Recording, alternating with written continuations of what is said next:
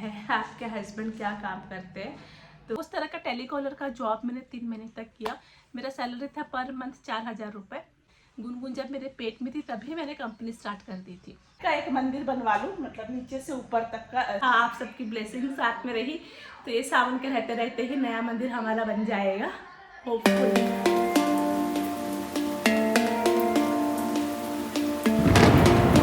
Good morning everyone, welcome back to my channel हर हर महादेव। आज का ब्लॉग फिर से अगेन स्टार्ट करते हैं भगवान जी के नाम के साथ, महादेव के नाम के साथ। सावन का पवित्र महीना चल रहा है। ईश्वर आपकी सारी मनोकामना पूरी करे और मेरी भी मनोकामनाएं पूरी करे। सो अगर मैं आपको बताऊं घर का हाल तो सारे काम हो गए हैं। बर्तन धो के रखे हैं बट अभी तक मैंने लगाए नहीं है, लगाऊंगी अभी। मैंने अभी तक खाना नहीं खाया है, खाना भी बनाऊंगी। आज मैंने पालक के पराठे बनाए थे सुबह, पालक के पराठे और ये किसान जैम लेकर गए थे, किसान का सॉस लेकर गए थे बच्चे लोग। तो मैं अभी पालक का पराठा बनाऊंगी और चाय बनाऊंगी। चाय पराठा खा लूंगी, मेरा हो जाएगा। पतिदेव सत्तू पी कर गए हैं, उनका आज पेट गड़बड़ था तो खाना लेकर नहीं गए, ना ही खा कर गए हैं। सो आज आने वाले हैं वो फर्नीचर वाले भैया। बोले तो है कि दोपहर में आएंगे।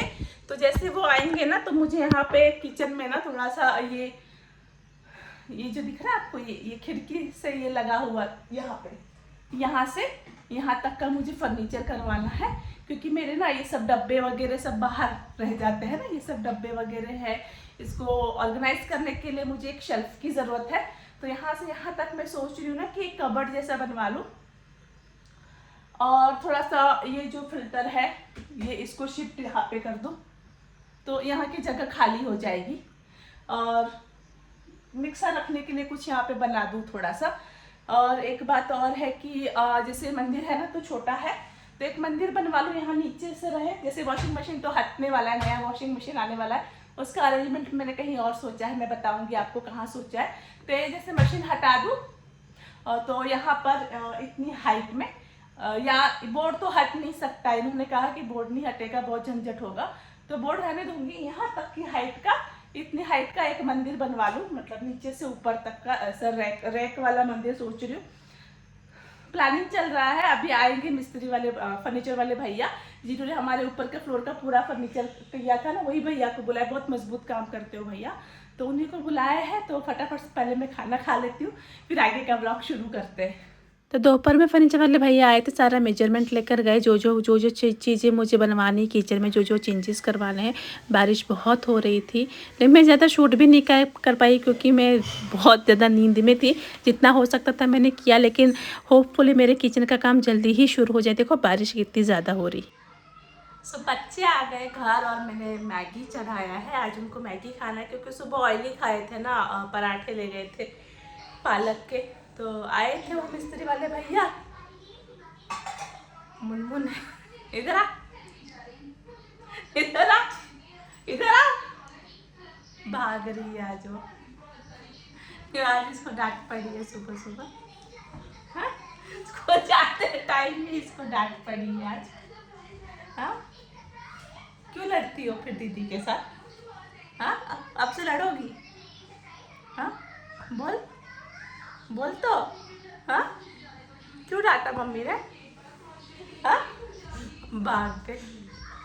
अरे इतना लड़ती है, दोनों बहनें इतना लड़ती है ना। सुबह सुबह स्कूल जाने के टाइम पे इतना ज़्यादा दिमाग खराब किया।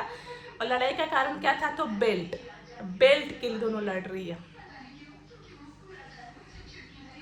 सो आए थे मिस्त्री वाले भैया, वो फर्नीचर वाले भैया आए थे, तो उन्होंने सब मेजरमेंट वगैरह लिया। मैं शूट नहीं कर पाई एक्चुअली ना, मैं नींद में ही थी जब वो आए ना।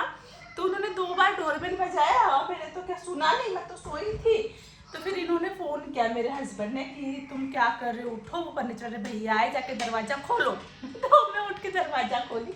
उन्होंने सब मेजरमेंट लेकर गए हैं, सब मंदिर बनाने के लिए, कैबिनेट बनाने के लिए। तब पतिदेव से बात करके फिर वो काम चालू करेंगे। तो देखते हैं कब तक बनता है। प्लान तो है मेरा कि सावन में ही मैं मंदिर का स्थापना कर लूँ। तो देखते हैं, अगर महादेव का आशीर्वाद रहा, आप सबकी ब्लेसिंग साथ में रही, तो ये सावन के रहते रहते ही नया मंदिर हमारा बन जाएगा, होपफुली।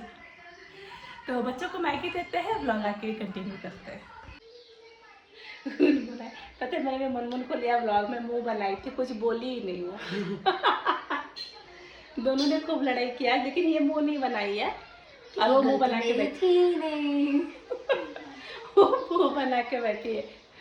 तो मैगी बन गया, इनको देंगे अभी मैगी। आज क्लास है, डांस क्लास है आज। हाँ 7 बजे डांस क्लास और कल छुट्टी है और परसों पीटीएम भी है। अभी जो एग्जाम हुआ था ना इनका, उसका रिजल्ट है परसों, है ना? पता चलेगा किसने कितने नंबर लाए हैं, क्योंकि छुट्टियां हो गई थी इनकी। हम लोग बिहार चले गए थे ना, तो बहुत सारी छुट्टियां हो गई थी। तो देखते हैं अब कैसा रिजल्ट आता है। डर लग रहा है। आज पता है कौन आया था घर पे? कौन? फर्नीचर वाले भैया आए।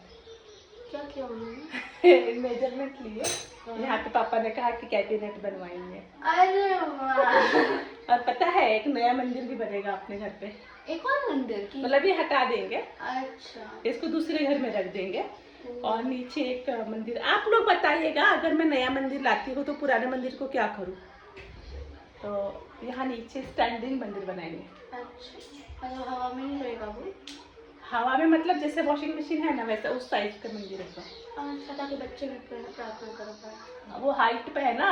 पहले कैसे मेरी सास पूजा करती थी ना, तो चेयर पे चढ़ के मम्मी कर लेते थे, लेकिन मुझसे तो चेयर पे चढ़ा नहीं जाता और उसकी सफाई भी नहीं होती। देखो मतलब मंदिर गंदा ही है, क्योंकि अभी इसको तो छुट्टी नहीं रहती है ना, सुबह सुबह 7 बजे स्कूल जाती है। अब मैं कुर्सी पे चढ़ नहीं पाती हूँ कि ऊपर चढ़ के उसकी सफाई करूँ, मुझे प्रॉब्लम है पैरों में। तो उसकी सफाई अभी संडे के दिन ये करी। संडे को भी इसका डांस क्लास रहता है, तो इसको टाइम ही नहीं रहता है, लेकिन संडे को कर देना बेटा। हाँ। शाम हो गई, थोड़ा सा वाल बना लिए और ड्रेस भी चेंज कर ली। थोड़ा सा बच्चों का फाइल वगैरह लाना था बाहर से, तो वही सब काम किए। बर्तन वर्तन धो लिए, देखो सब बर्तन धो लिए, बेसिन साफ हो गया। खाना बनाएंगे। उससे पहले हमने सोचा कि हम ब्लॉग को कंप्लीट कर लेते हैं। काफ़ी दिनों से बहुत सारे लोगों के सवाल थे कि दीदी जीजू क्या करते हैं, आपके हस्बैंड क्या काम करते हैं। तो मेरे हस्बैंड के बहुत सारे काम है, तो लोगों को समझ में नहीं आता कि एक्चुअल में मेरे हस्बैंड करते क्या है। तो सोचे कि आज इसी बात पे थोड़ा सा, इसी विषय पे थोड़ी सी चर्चा करेंगे और आप लोगों के जो भी सवाल है उनका जवाब देंगे, ताकि आप और अच्छी तरह से मुझे जान पाओ, मुझे समझ पाओ। क्योंकि एक दूसरे को जानेंगे तभी ही हम आगे रिश्ते को कंटिन्यू कर पाते हैं ना। तो बस कंटिन्यू करते हैं इस व्लॉग को। मैं आपको आज पूरा खुल के बता दूंगी क्या है क्या नहीं। एक जगह पे बैठ जाते हैं हम, थोड़ी सी चाय बनाई हो पी लेती हूँ और फिर कंटिन्यू करते ब्लॉग। सो मैं अभी बच्चों के रूम में बैठ गई हूँ। सबसे पहले कि आपको हर जगह कपड़े ही कपड़े दिखेंगे, इस खिड़की पर, इस खिड़की पर, तो यहाँ सीढ़ी पर, हर जगह पे कपड़े ही कपड़े दिखेंगे। तो कपड़ों को थोड़ा सा अवॉइड किया जाए, क्योंकि बरसात के दिन है, कपड़े सूख नहीं रहे हैं। सब व्लॉग को आगे बढ़ाते हैं। इसको बहुत ही सरल लैंग्वेज में मैं आज आप सबको बताऊंगी कि मेरे पतिदेव काम क्या करते हैं। मैंने 1 साल पहले भी इस चीज़ पे व्लॉग बनाया था, लेकिन तब शायद काफ़ी लोगों को नहीं समझ में आया था। तो आज मैं फिर से एक बार बता देती हूँ। हमारा ना एक हमारा खुद का कंपनी है, ठीक है। प्राइवेट लिमिटेड कंपनी है, पब्लिक लिमिटेड भी कंपनी है, 20 आयुरीज। तो अगर आप गूगल पे सर्च करोगे, मैं यहाँ पे लिख दूंगी नाम, अगर आप गूगल पे सर्च करोगे तो आपको हमारा पूरा प्रोफाइल मिल जाएगा कंपनी का। तो ये कंपनी करती क्या है, देखो सबसे पहले तो मैं बता दूं कि ये जो कंपनी है ये 2008 में शुरू हुई थी। जब मेरी शादी हुई ना, उसी समय से ये कंपनी शुरू है। और ये कंपनी शुरू करी थी मैंने, जी हाँ।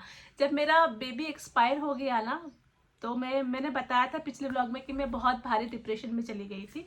तो उसके बाद मुझे कुछ ना कुछ काम करना था, तो मैंने 3 महीने तक जॉब किया। एक क्रेडिट कार्ड कंपनी में, जो नहीं आप लोगों को कॉल करते telecallers, hello sir credit card चाहिए क्या आपको, उस तरह का टेलीकॉलर का जॉब मैंने 3 महीने तक किया। मेरा सैलरी था पर मंथ 4,000 रुपये। वहाँ से मैं सीख कर आई कि किस तरह से वो लोग काम करते हैं, क्या क्या करते हैं। और हमने हमारे खुद का उस तरह का कंपनी स्टार्ट किया। तो हम लोग ने स्टार्ट किया था कंपनी सबसे फर्स्ट डीएसए से स्टार्ट किया था। डीएसए मतलब एंजल ब्रोकिंग, जो ब्रोकिंग कंपनीज होती है ना, जो शेयर मार्केट, हाँ शेयर मार्केट आप सब समझ जाओगे। एंजल ब्रोकिंग करके एक कंपनी था जिसमें जिनका हमने ये लिया था, फ्रेंचाइजी लिया था। उनका डीमेट अकाउंट हम लोग ने सेल करने का स्टार्ट किया। मुझे शेयर मार्केट का पूरा नॉलेज पहले भी था, अभी भी है। पूरा मैं अकाउंट बनाती थी लोगों का, उनका ट्रेडिंग भी करवाती थी, ऑनलाइन उनके शेयर खरीदवाना बिकवाना सब कुछ मैं करवाती थी। तो तब शुरू किया था कब, 2008 में। तो हमारी कंपनी बहुत भारी मात्रा में लॉस में जा रही थी। तो फिर भी हमने बंद नहीं किया। चलो ये तो पास्ट की बात है, अगर आप लोग कहोगे तो ये स्टोरी मैं फिर कभी सुनाऊंगी आप लोगों को। अभी का अगर मैं ब्लॉग अभी का करंट स्टेटस पे बताऊँ तो हमारी जो कंपनी है बीस आयुरीज, मैं यहाँ पे स्क्रीन पे नाम लिख दूंगी, तो अगर आप नाम डालोगे ना या मेरे हस्बैंड का मोबाइल नंबर भी डालोगे तो आपको पूरा बायोडाटा मिल जाएगा कंपनी का। ये जो कंपनी है ना, ये कंसल्टिंग कंपनी है। कंसल्टिंग बोले तो पीएफ, ईएसआईसी किसी एक इंडिविजुअल पर्सन का नहीं, कंपनी का। हम लोग ना कंपनी के काम लेते हैं। जैसे कोई बड़ी कंपनी समझो कि रिलायंस कंपनी है, तो उनके पास समझो 5,000 लोग 50,000 लोग काम कर रहे हैं, तो उनका पूरा अकाउंट्स, उनका पूरा वो लोग क्या क्या, उनका क्या प्रॉफिट है, लॉस है, क्या क्या वो लोग करते हैं, ये सब कुछ हम लोग देखेंगे। उसके बाद जैसे कंपनी है ना, तो जैसे हर कंपनी को स्टार्टअप करने के लिए कुछ लाइसेंसेस की ज़रूरत होती है। जैसे हो गया आपका बेसिक लाइसेंस, फैक्ट्री लाइसेंस हो गया, शॉपैक लाइसेंस हो गया, आईएसओ लाइसेंस हो गया, कोई आपके पास प्रोडक्ट है तो ट्रेडमार्क हो गया।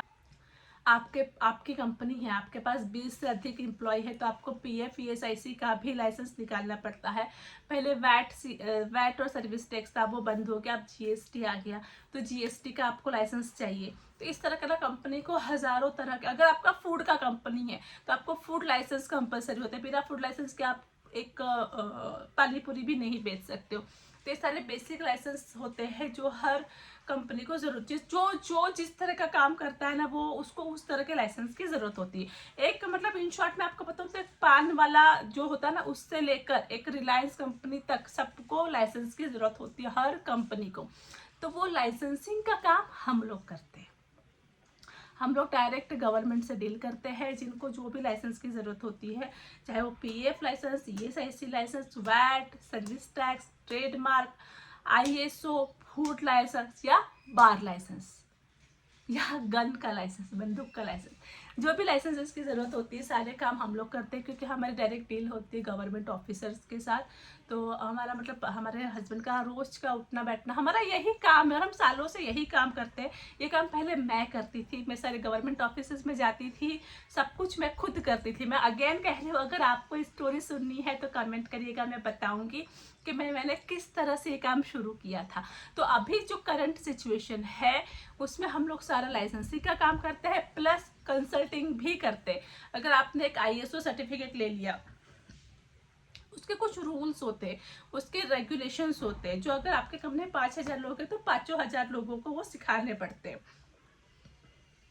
कि आपकी कंपनी है, आपके पास लेबर है, एम्प्लॉय है, तो आपको कहाँ पे वॉशरूम चाहिए, वॉशरूम में क्या क्या फैसिलिटी होनी चाहिए, आपके पास पानी का टैंक, पानी कितना शुद्ध आप लोग यूज़ कर, बहुत सारे रूल्स होते हैं। तो सारे रूल्स हम लोग जाकर समझाते हैं। मेरे जो हस्बैंड है वो ऑडिटर भी है, कंपनी का ऑडिट आपने सुना होगा, कैच कंपनी में ऑडिट है, तो जो ऑडिटर जाते हैं ना ऑडिट करने के लिए, वो मेरे हस्बैंड है। उनके साथ मैं भी जाती थी पहले, तो वो ऑडिटर भी है। और हमारा जो मेन काम है दुबई में रहता है, दुबई में भी इनका सेम काम है, कंसल्टिंग एंड ऑडिटिंग करने जाते हैं, मीटिंग करने जाते हैं। प्लस इन्होंने लॉ इनका कंप्लीट हो गया, मेरा भी कंप्लीट हो गया, लेकिन मैं प्रैक्टिस नहीं करती, मेरे हस्बैंड प्रैक्टिस करते हैं। तो प्लस उनका लॉ का भी रहता है, तो जब जब उनका केस होता है, सुनवाई होती है, तो उनको कोर्ट में भी जाना पड़ता है। तो ये तो हो गए हमारे प्रोफेशनल काम जो उनके पढ़ाई से रिलेटेड है, जो वो बेसिक काम करते हैं ना। ये कंसल्टिंग हो गया, ये कंपनी हो गई हमारी। प्लस हमारी होटल है, जैसे कि मैंने बताया था। तो होटल में क्या होता है कि हमारा लॉजिंग है, फूड रेस्टोरेंट है, प्लस बार भी है, 3 in 1 है जो होटल है। तो यहाँ पे हमारी कंपनी है, यहाँ पे होटल है, दोनों आमने सामने है। प्लस मेरे हस्बैंड का कॉलेज भी है, जी हाँ, वो कॉलेज भी रन करते हैं, खुद की ऑनरशिप में करते हैं। कॉलेज में बहुत तरह के कोर्सेज है, हज़ारों तरह के कोर्सेज है, बिजनेस से लेकर जो भी कोर्सेज है वो ग्रेजुएशन के बाद करने वाले कोर्सेज है, क्योंकि सारे बिजनेस से रिलेटेड है कि अगर आपको कोई व्यवसाय शुरू करना है तो आप कैसे करोगे, उसके लिए है। बहुत तरह के काम है उनके, वो हर दिन सोचते हैं कि आज मैं ये काम करूँ, आज मैं वो काम करूँ, इसमें से वो करूँ, उसमें से वो करूँ। आगे भी उनकी बहुत सारी प्लानिंग है। ये जो मैंने आपको बताया है, मैंने बहुत ही सरल भाषा में बताया है, आई होप आपको समझ में आ गया होगा।